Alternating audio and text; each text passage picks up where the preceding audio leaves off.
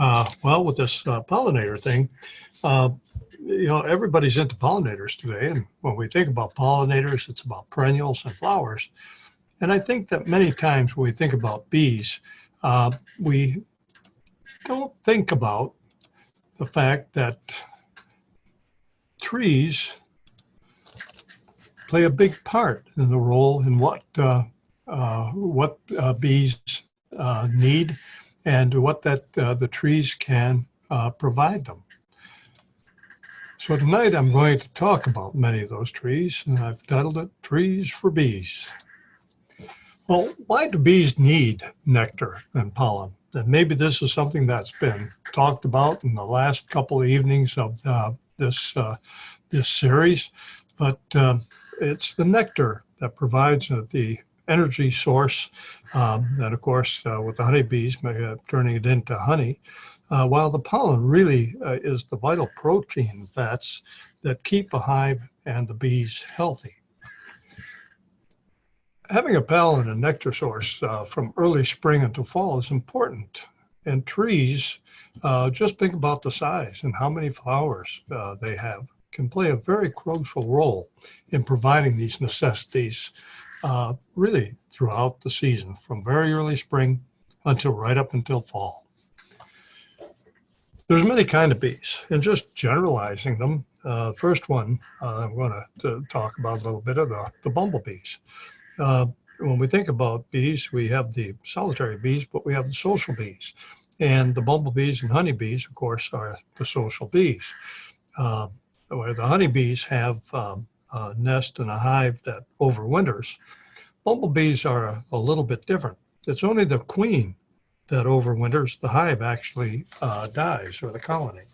And when the queen emerges in spring, she will need a quick nectar source and the pollen as she emerges early in the spring.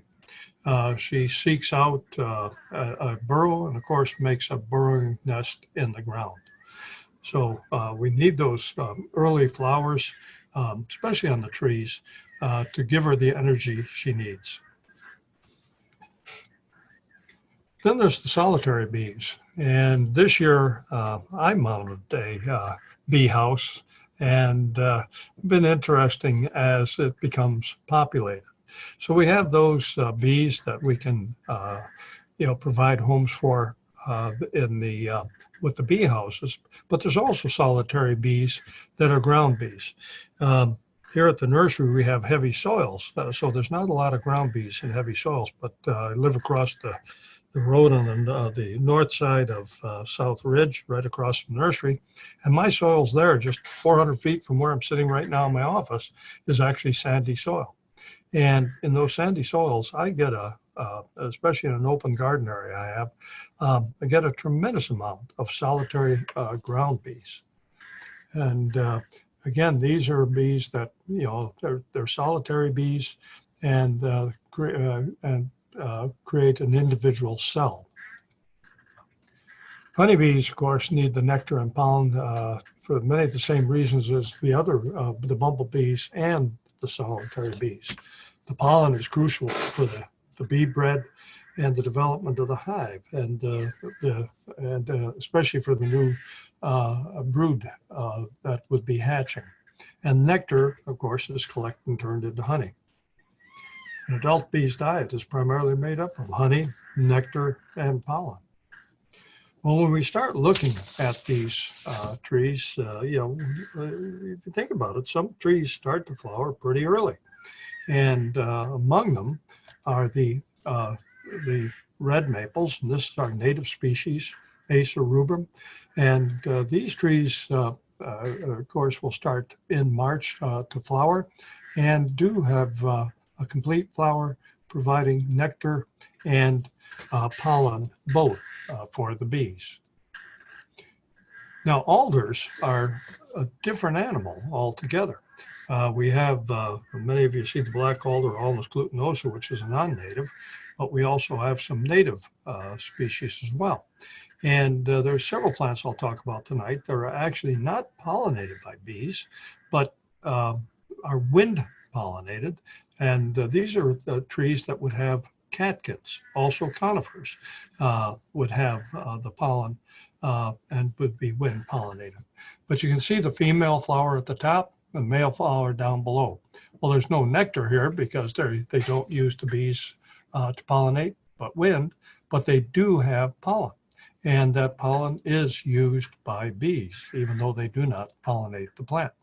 Some of those alders include this ornamental type. This is a non-native, but of Ulmus glutinosa or imperialis. It's an interesting tree that can take any garden soil, but it's also, being an alder, adapts well to if you have a pond or a water source in a damp area. These alders will do very, very well, and that's typically where you would find them growing in their natural habitat. The foliage is cut leaf, and it creates very interesting ornamental in the landscape. Some of our native alders include Ulmus incana, the subspecies rugosa, or speckled alder. This is more of a shrubby plant and one of our native species. Generally, you'll find it more grown as a multiple stem, but it can also be single stem. Here's the seed pod. It always reminds me almost like a real woody, it almost looks like a hemlock pine cone, but it's a very hard capsule, and the seeds are inside. And here's the flowers as they would emerge in spring. So Ulmus seriolata is another one. This is smooth alder, and I like this one. It actually can, I've seen it used as an ornamental, and it can be quite attractive. Here you see the male flowers and the pollen, and this is what would be sought after by the bees. Now, there are some very early dogwoods. I think when we think about dogwoods, we think about our native eastern white dogwood, but there's many other types of dogwoods, from shrubs, and also this Asian species of Cornelia, commonly called Cornelian cherry or Cornus mass. Many times you'll see this in bloom in late March, and you might, if it's a shrub form, you might even think it's a very early blooming forsythia because it's blooming a couple weeks even before forsythia comes out. And those flowers are bright yellow and very, very attractive in the latter part of March for nectar and pollen by the bees. And in about, I usually figure about, in this part of Ohio, about August 10th, the fruit starts to ripen. And when you leave it ripen totally, you can eat them off the tree. And they are very tasty and do somewhat taste somewhat like a cherry. But this is a dogwood fruit that is edible. It's wonderful. I've enjoyed Cornelian cherry jam on my morning toast very, very often, and I really enjoy it. And it is very cherry-like as a jam. Another ornamental that's, this is Golden Glory, and this one has a more compact upright habit. If you'd like to put something in the landscape that's more formal, it has the same flowers as the species. This is a hybrid with officinalis, and instead of ripening on August 10th, I generally look about September 10th for the ripening fruit. And again, edible in the same way. And if you want something truly unique, this is a variegated form of Cornus mass, green and white variegated foliage, more compact, slower growing than the species. And I love to see it when the fruit ripens in early August. It almost looks like holly berries on the tree. And then our native hazelnut, or filbert, Corylus americana. As you can see, it is a catkin. And when you see these type of plants that have catkins, this tells you this is a wind pollinated plant, and it's the male flower that provides pollen for the bees. And the fruit, of course, obviously edible, and a lot of people like to have edible gardens. And this is a native plant that can be added into an edible landscape. Another one that's native is the beaked hazelnut. They look very, very similar, except you can see the fruit has a beak-like protrusion at the base, and that's where it gets its name, Beaked Hazelnut. They are circumpolar, and though they exist here in the United States, the species can be found across northern Europe as well. In fact, a couple of years ago, walking in a bog in central and northern Estonia, up there near the Baltic Sea, I actually photographed the species in that bog. Now, willows, again, willows are good for nectar and pollen because these are pollinated by bees. And what's interesting about the hollies, they're a little bit like the willows is that they're a little bit like hollies in that the plants are actually male or female. So and the sexes are separate on the different plants. So in the case of this one, this is the weeping pussy willow, and you can see by the pollen that this is a male clone. And this is one that it's a newer one called Mount Aso. This one's from Japan, and it comes out with a very, very pretty pink catkin on it in spring. And again, the clone I have as Mount Aso is a pollen source. This is a male clone of Corylus styla, the species. And then all around us in Ashtabula County and Lake County, we have the black willow. And again, these can be found very typically around any wetland area in this part of the state. And the male flower, here you can see it, has the pollen, and here is the female that would have the nectar. And then the serviceberry. Boy, this is one of my favorite plants in the landscape, and I have one outside our living room window.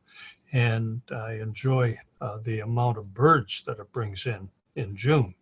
But when they bloom in early April, they are a great provider of nectar and pollen for the bees. There's several good cultivars along with the species.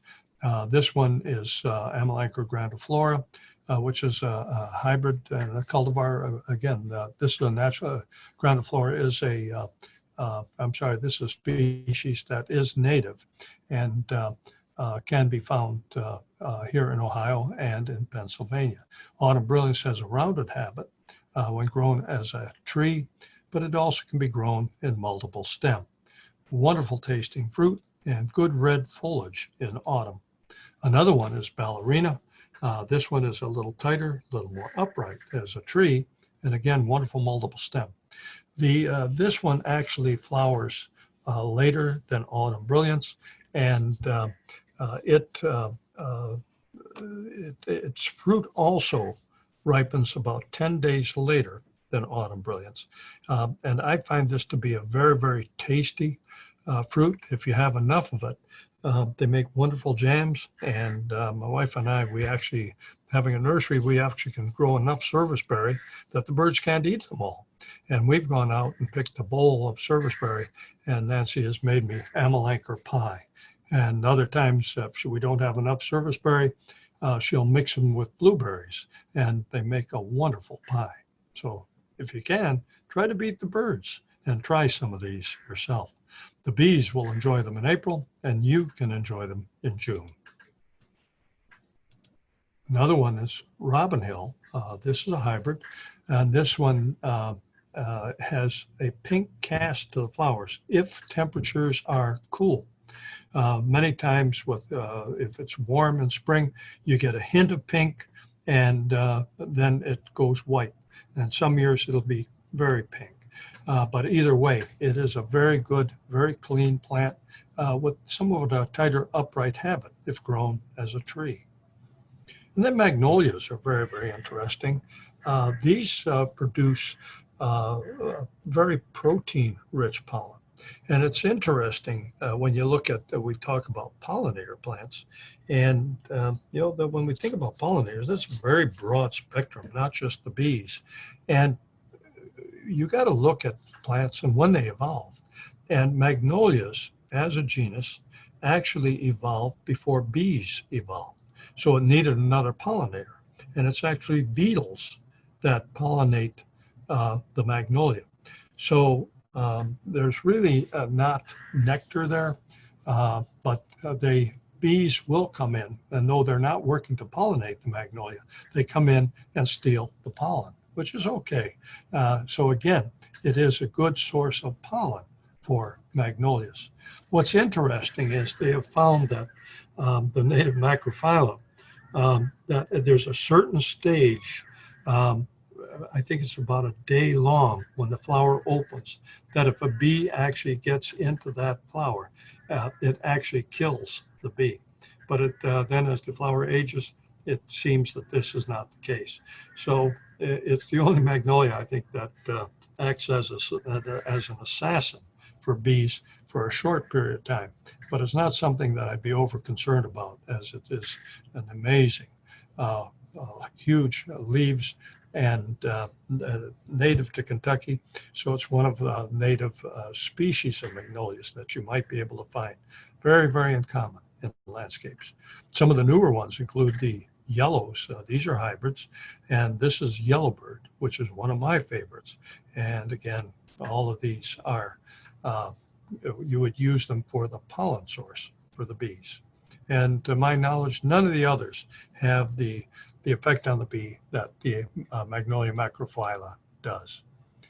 And of course, the flowering cherries, there's so many, I'll mention a few here, are all great, huge masses of flowers providing nectar and pollen for the bees. I like okami for its deep pink flowers and wonderful fall foliage. Autumnalis is an interesting one. This is the autumn flowering cherry. And what happens with this plant is that in fall, a certain amount of flowers will open in October and even into November. And so you get to enjoy flowers a certain amount in the fall, and then the rest of the flowers will open to create a full mass of bloom in the spring as well. Snow goose is a very, very hardy cherry, and as ornamental pears get on the invasive list in a few years, we won't be able to, I won't be able to grow them and sell them, and they will become illegal to actually plant in about 2 more years. So as we look for pear alternatives, snow goose looks very, very much like an ornamental pear. And again, it's a hybrid that came out of Canada and one of the hardiest cherries that you can plant.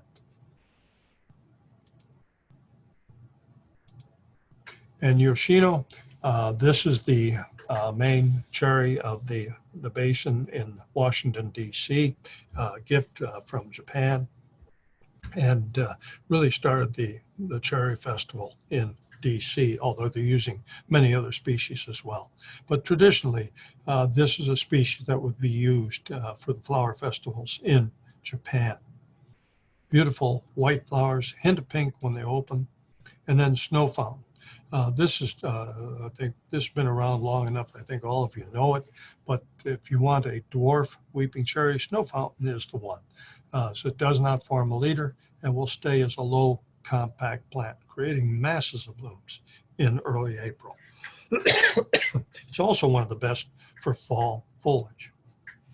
And then a truly unique one is Prunus virginiana, which is a native species.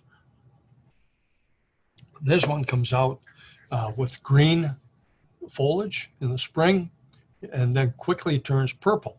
And then in June, if you get a rebreak of foliage, the new foliage comes out green against that purple, which makes a striking effect in the landscape. This tree is extremely hardy as a cherry, as the species Prunus virginiana is. And when you get into the prairie areas of Canada that are very, very hard, cold, they will use this tree as an alternate to a Crimson King maple for color, because Crimson King would not be hardy there. But here it is in spring. It's a bird cherry with the clusters of blooms. And then moving on to the Aesculus. The buckeyes and the horse chestnuts. The red buckeyes include the bryote, which is a form of the European horse chestnut, and this one has red flowers. Downside of it, it is a bigger tree, not as big as the species, but it does suffer from the Gignardia leaf blight that can affect the trees. It's cosmetic, you don't spray for it, you just put up with it. So some years can be worse than others, but sometimes it'll lose its foliage in late July.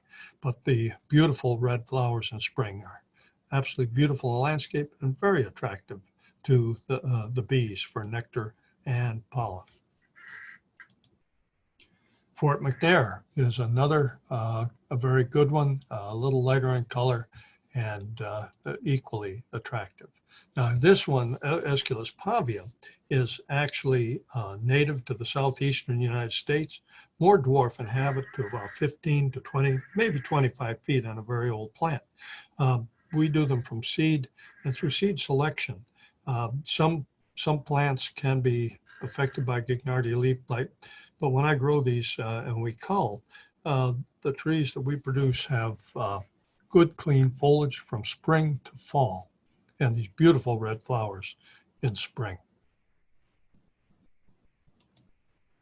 And of course, our state tree, Aesculus glabra, native along Conneaut Creek, out your way, and Ashtabula along the river. Native for me right along the Grand River, right here behind the nursery.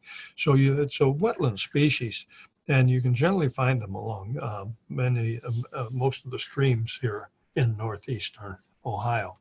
Again, they break early, one of the first trees to break leaf in spring.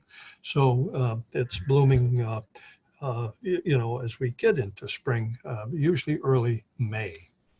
Again, from seed, sometimes they can have leaf blights, but again, through selection, we have found that we can grow these trees and to be able to produce these that have good, clean foliage all the way through till when they have, from the time they flower to the time that they fruit.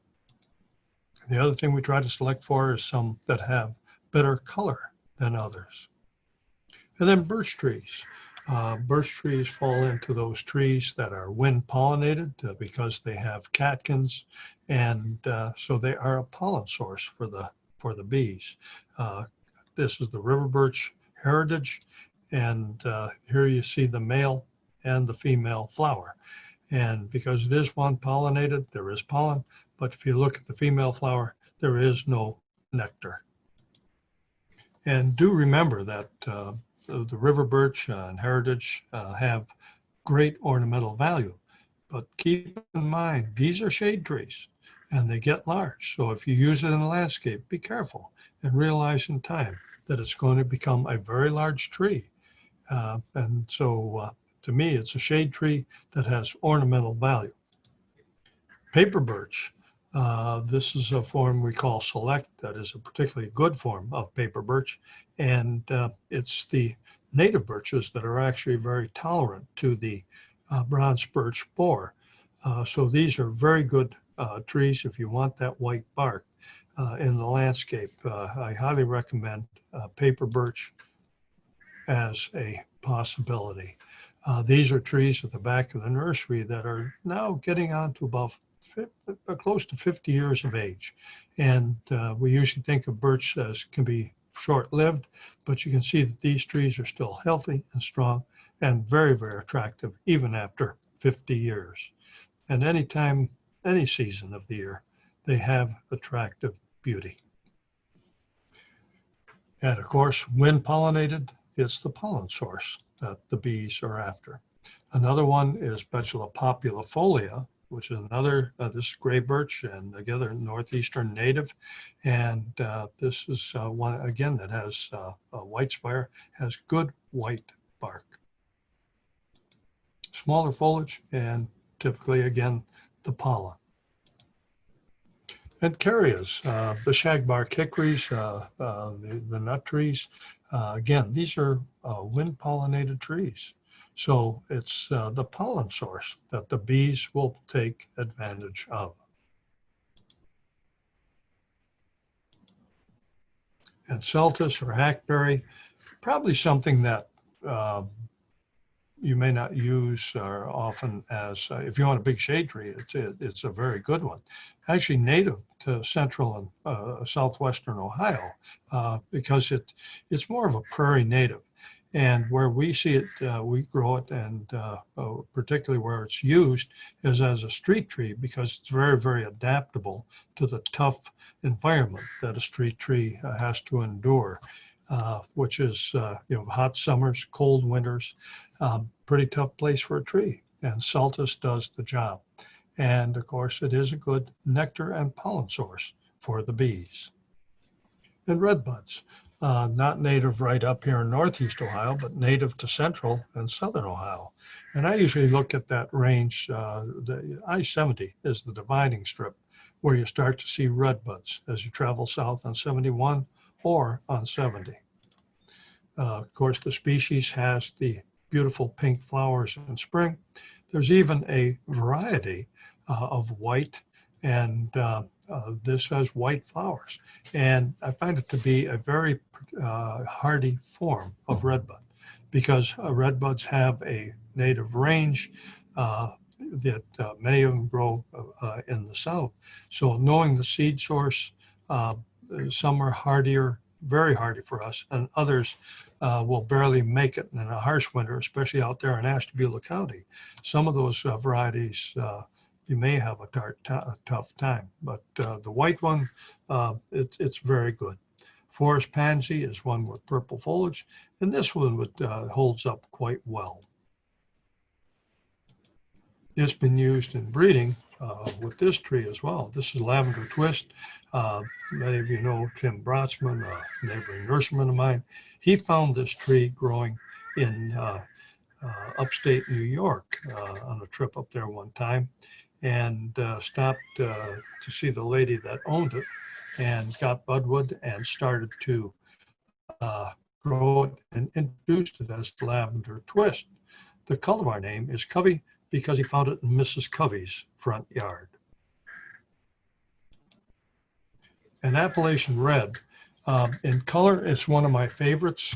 The flowers literally glow. In 2015, this tree froze to the ground for me out in the field. So that's its downside. I might have the answer for this, because I found a tree here that I crossbred with an extremely hardy source of redbud that withstood 2015. Also the winter, if some of you remember the winter of 78, that was so terrible. I found the trees that had flowered and seeded that year, and I've continued that seed source, crossed it with the white, and ended up with one that I'm introducing as Northern Lights. And we have some growers on the West Coast now that are going to pick it up, and they're going to replace Appalachian Red with this new one called Northern Lights. You won't be able to find it yet, I don't think, even next year. But within 2 years, I think you're going to be able to find it on the market, and it'll have really a neon pink flower on a very, very hardy plant. And then if you like color, this is Hearts of Gold, which has bright golden foliage. There's one that I didn't picture. There's a new one out. I'm not sure how hardy it's going to be. But let's hope it's going to hold up very well, called Flamethrower. And it has just amazing color to the foliage. This is Alley Cat, the best of the variegates. This was found as a variegated plant by Alan Bush in an alley in Louisville, Kentucky, hence the name Alley Cat. And Ruby Falls, this is where lavender twist crossed with forest pansy created this purple weeping form. We also have vanilla twist that crossed lavender twist with the white. And there's a new golden one out as well with yellow foliage. And then hawthorns. These being mid-spring flowers are great sources for nectar and pollen. And the cultivars and the species, these are native eastern plants. Quiscalia is a native species. Inermis or Crusader are cultivars of it, thornless, and great pollinator plants. Washington hawthorn is another native. And again, a lot of flower power here. And fruit that lasts quite well into winter. And if you want the best one for long-lasting fruit to feed the birds in late January and even into February, Crataegus viridis, which is another native species, winter king, which has, again, masses of white flowers in spring and fruit that will last into February. And this, I found it to be the longest lasting for fruit, for late winter fruit. And then honey locusts. These are, of course, the thorniform is a species, a native species, but what we typically see used in landscapes are the thornless types. Either way, they are pollinator plants with the nectar and pollen source for the bees. Small flowers, we don't really think of honey locusts as flowering trees, but they have flowers and plenty of food source for the bees. American holly, its native habit can actually be a tree. More as you get down to West Virginia and so forth is where you start to find them native. But these are male and female plants, and the female flower provides the nectar, and the male flower provides the pollen. Flowering crabapples are a great source of masses of flowers in spring and provide nectar and pollen. So any crabapple is going to give you masses of flowers. But when we look at crabs, we want to take selections that are more tolerant or resistant to the apple scab that can affect the foliage on the tree. So, picking ones that do well and have little to no problems are the ones to go with. And then our native Nyssa sylvatica, or black gum, tupelo, are a couple of common names for it. These trees also are male and female, and the flower is a great source for nectar. And if you've ever found tupelo honey, especially down south, this is a great early source for specific honey, especially in the southeastern U.S. One that I selected is Tupelo Tower that has a unique upright habit, so a good ornamental for the landscape with orange fall color. And then poplars. Poplars, again, are wind pollinated, so it's again about the catkins and the pollen source. Quaking aspen, when we think about them, if you've ever been out west to the Rocky Mountains, it's the white bark trees out there that they're iconic trees as you travel through the mountains in the Rockies. But the species ranges not only in the west, but also in the east. And there's a lot of quaking aspen on. If you know what you're looking for, usually they grow in thicket form because they'll form root suckers, and you'll find them growing along Interstate 90. And there's a lot of them growing on Route 11 as you go south of Jefferson. I like this tree for its small foliage that moves easily in a breeze, giving its name, quaking aspen. And the range of color can be to a greenish white bark, to a gray, to some that are as white as birch trees. And again, the flowers, great source of pollen for the bees. And as we get into later in the spring, our choke cherry, the native black cherry, is another one. So this is blooming later than the ornamentals we talked about earlier. And these, again, complete flowers giving good nectar and pollen. And oak trees, again, wind pollinated trees, but the oaks create a tremendous amount of pollen for the bees. And you can, of course, we have so many native species of oaks. And then also sassafras, which there's a lot of big specimens here in Lake County and Ashtabula County, if you know where to look. And of course, many times as a thicket forming tree. you'll find it. Great for sassafras tea in spring, but also as a pollinator plant for the bees. Interesting fruit, if you've ever been able to find it, because it is so quickly disappears as the birds take it very, very quickly. And then elm trees, the iconic American elm that there's so few of anymore. Though many of you might be listening tonight from Jefferson, and of course you have so many beautiful specimens of American elms, old American elms, all over town out there. I'm envious when I drive through Jefferson to see those beautiful elm trees. But they are a great source of pollen for the bees in spring. Today, even though there's Dutch elm disease that has affected so many of our American elms, there's good cultivars out there, including these American, one of the best for resistance to the Dutch elm disease is Valley Forge, which was actually bred here in Ohio by Denny Townsend. And Princeton, this is another form that came out of Princeton, New Jersey, off the city streets there. And this one, it's American elm, but it has a tighter habit. It doesn't get as big.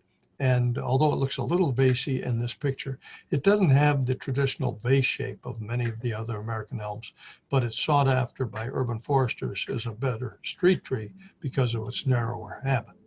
New Harmony, again, selected by Denny Townsend, and this one was actually selected off of a country road here in Ohio, showing great resistance. Base shape, but most mature form of it is halfway between a Valley Forge and a Princeton. And this is Jefferson. This came off of Washington, D.C. and off the mall. And this is another one that's been introduced for good tolerance of Dutch elm disease. And catalpas, technically it's not native to Ohio, but introduced in the 1800s. A lot of them were planted back then in big stands because of its fast growth. And they were, because they were grown to be the first timber to be used for railroad ties in the early railroads as they crossed Ohio.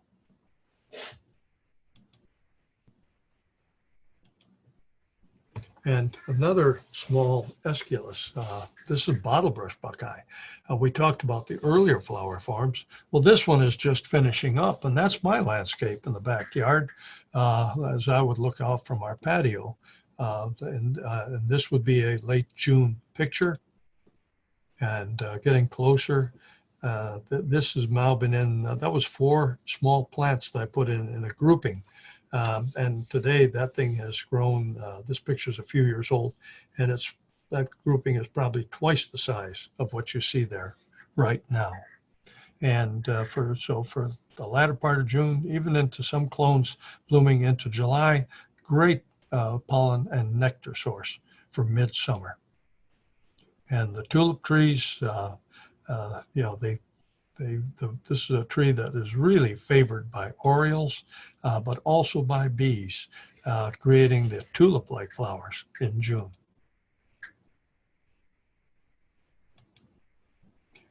The yellowwoods bloom almost with white wisteria-like flowers, and I can think of a particularly nice specimen in the cemetery right off of State Street in downtown Ashtabula.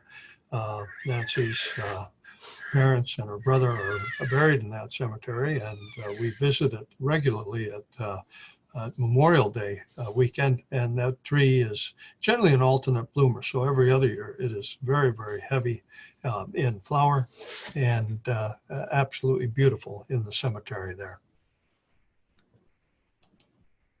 And Tilia trifoliata, this is a local native. It's also the larval host for the eastern tiger swallowtail and the giant swallowtail. So an important pollinator plant, not only for the bees, but also as a larval source, a larval host for butterflies. This is wafer ash, not an ash, but Tilia, only by common name. Small tree, many of them growing along the lake shore. And I can think of Menor headlands, of seeing the tree and photographing, actually collecting seed there to grow at the nursery. Interesting seed on it, and that's where it gets its name, wafer ash. It can be grown as a multiple stem or as a small tree. And black locust, love them or hate them. The wonderful fragrance in early June, right after Memorial Day, but with that masses of bloom, just wonderful plants for the bees. And the chestnuts, the Chinese chestnuts just got done blooming just a week or two ago, or a couple of weeks ago. And of course, in late June, a great source of nectar and pollen for the bees.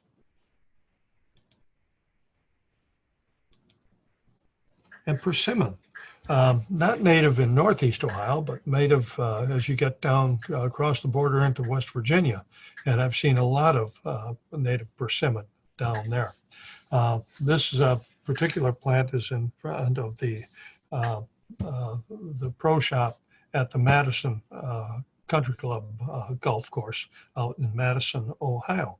And I think a persimmon should be, I'm not a golfer, but it should be, a persimmon should be on every golf course because it has a connection with golf, as the wood is very, very hard and is used as the head of a wood golf club. The plants can be male or female, and or they on separate trees, or they can be found on the same tree. Flowers are small, interesting, and yellow, and are a great nectar source for the bees. Fruit ripens if you've ever had a chance to eat a persimmon. They're very tasty, and it generally takes a frost to ripen the fruit. So the most memorable persimmon you will ever eat is an unripe persimmon. You'll never forget the experience, but ripe, they are wonderful and tasty.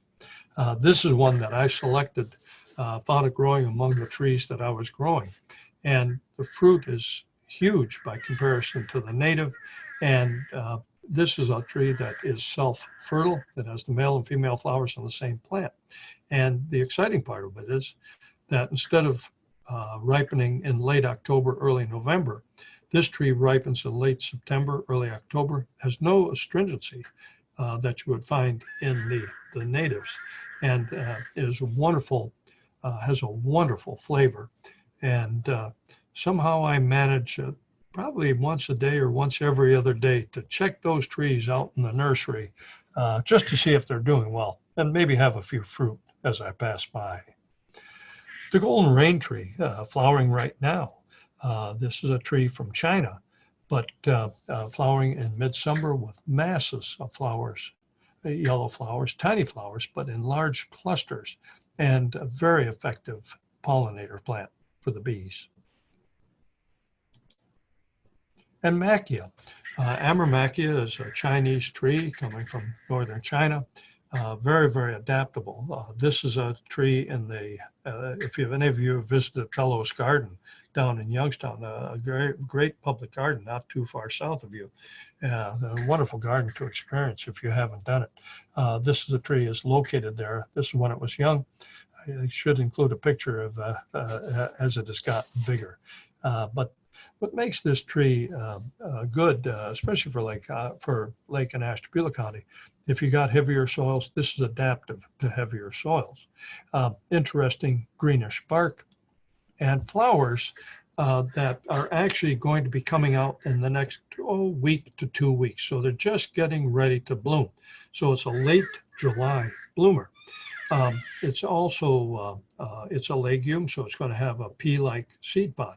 If you look at that silvery foliage in the upper right-hand corner, that the foliage comes out silver in spring and then quickly turns to green.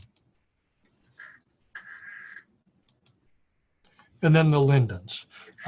These are the lime trees. If you go to England, These are the street trees of Europe. There's the European linden. And the amount of flowers they produce in June, they just cover the tree. And those trees are covered in pollinators.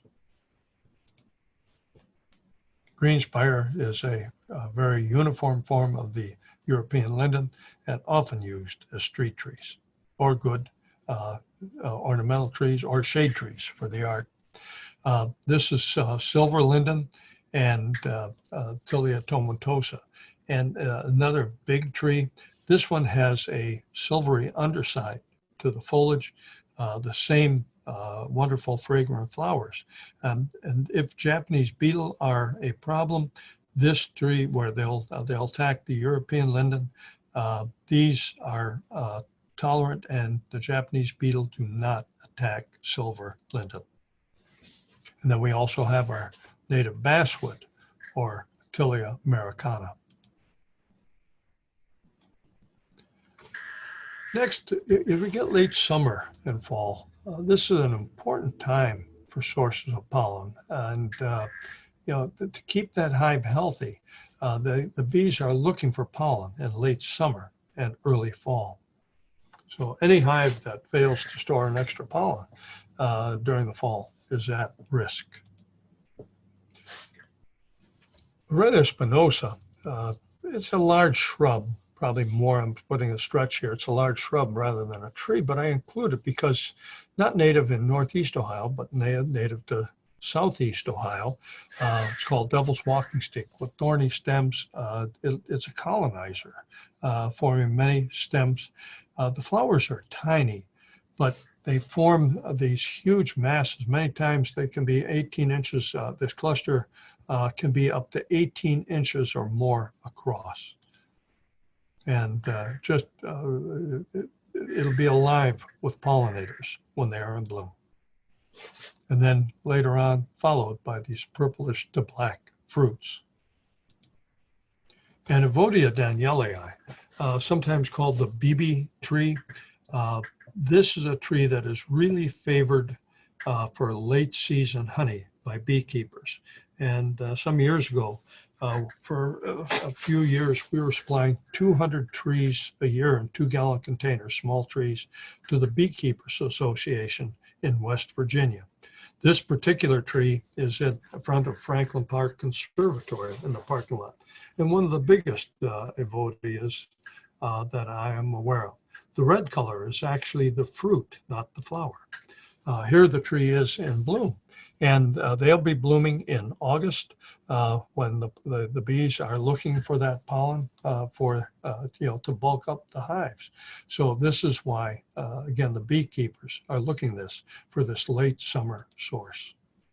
And if you've ever seen one of these, you walk up to it and those clusters of flowers are just absolutely covered in bees.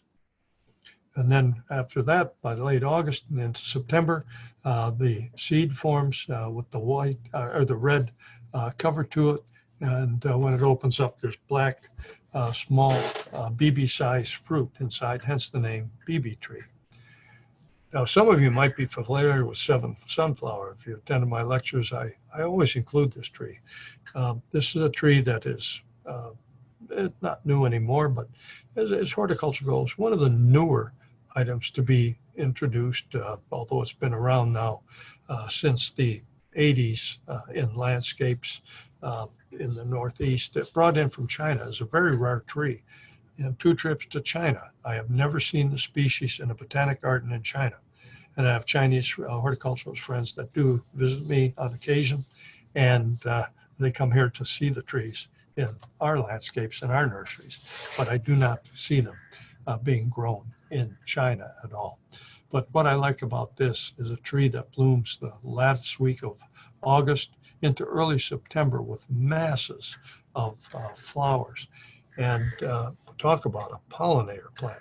So often I hear you need natives for pollinators. Well, this blows that all away because this is a tree that's from China, and the bees don't read the books. They're not botanists, and many of the non-native plants like Heptacodium are among some of the best plants for pollinators. And here you can see, I took this picture last September. You can see all the bees and the monarch butterfly on the Heptacodium.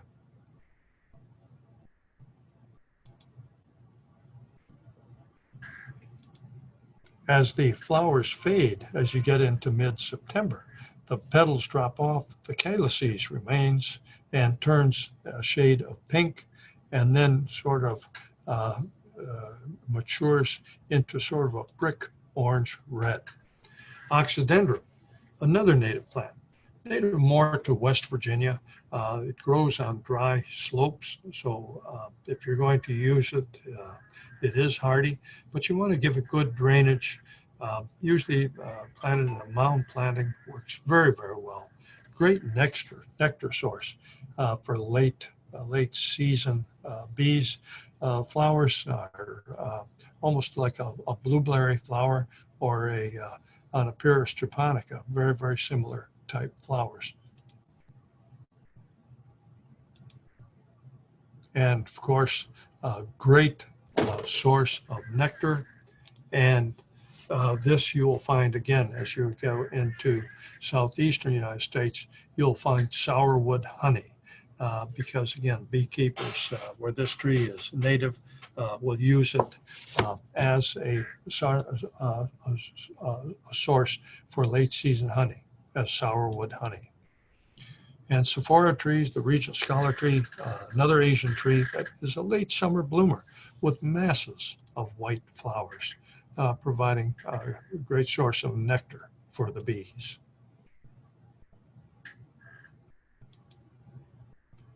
We talked about elms earlier, but not all elms bloom in spring. And Chinese elm is the exception. Chinese elm blooms with tiny flowers in September. And here's the bark, which is beautiful exfoliating bark on the Chinese elm. And here the pollen source on the tree. These flowers are there in September, and by late September, they quickly form into the seeds. So this is unique as an elm tree as it flowers in autumn. So with that, I'm going to conclude and recommending that you think again about the trees and using them to help the bees. Thank you.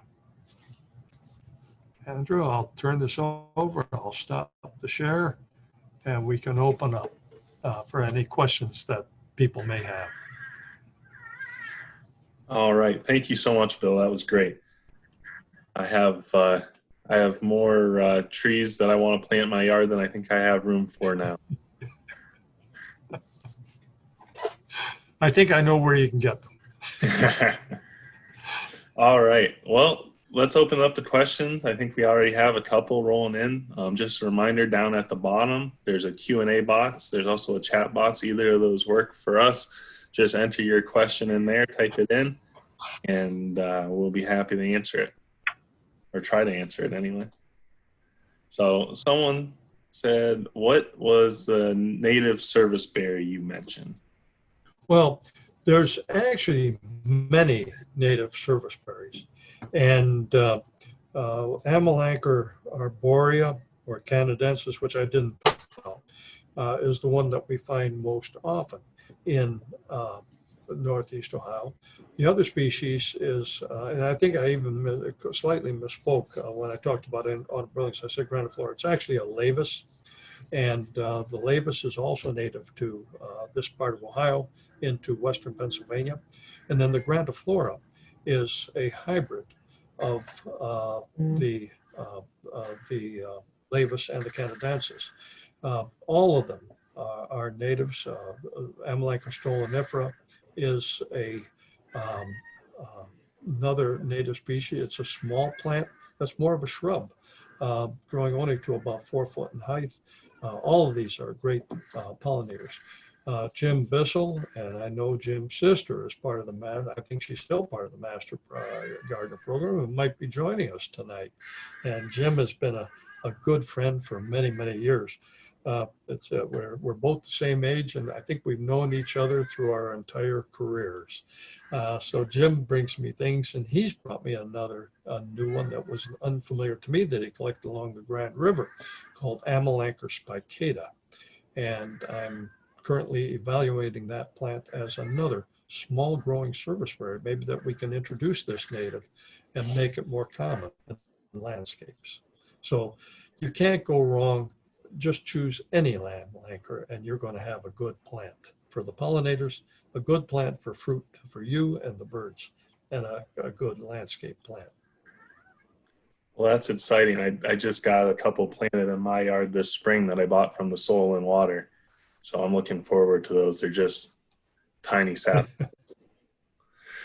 So next question, how old before a tulip poplar starts to bloom?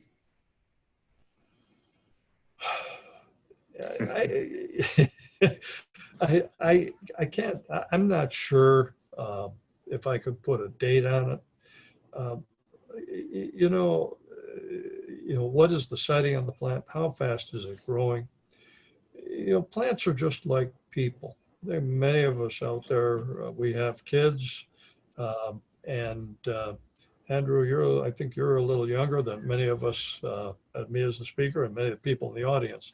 And I think many of us can attest that not all of our children mature at the same time. And the same thing can be said of trees. Yep. All right. Next question, someone asked, where can I find golden rain trees? They mentioned they've been looking for years. Really? From a totally 180-degree perspective, looking at that same problem, I am frustrated as a grower because I am a wholesale grower. I think many of the master gardeners know that. And I provide more of the bulk of our plant material goes to landscape contractors and designers, municipalities, and so forth. And we don't sell to a lot of retailers. And that's the frustrating part, that in this day and age, that there's so many good plants out there that are not available in local garden centers. Havel, garden center and floral shop, he's located a small garden center right across from the Walmart in Mentor. I know that's a distance for some of you, but it's not all that far. He's a friend of mine, and you could, if you were to get a hold of Mark or Jeff over there, they could special order. I don't think they stock the trees, but they could special order them for you. And we can provide smaller trees in containers.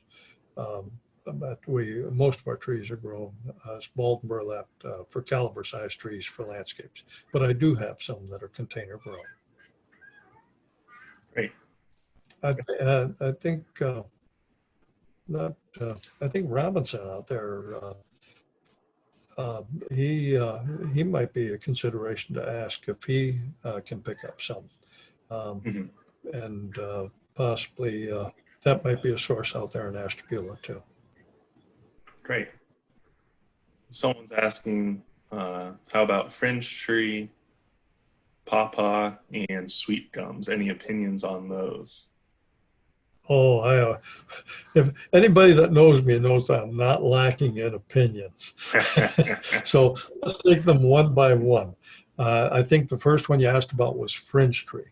Yep. And I didn't include the fringe tree. I could have, but Chionanthus virginicus, native tree.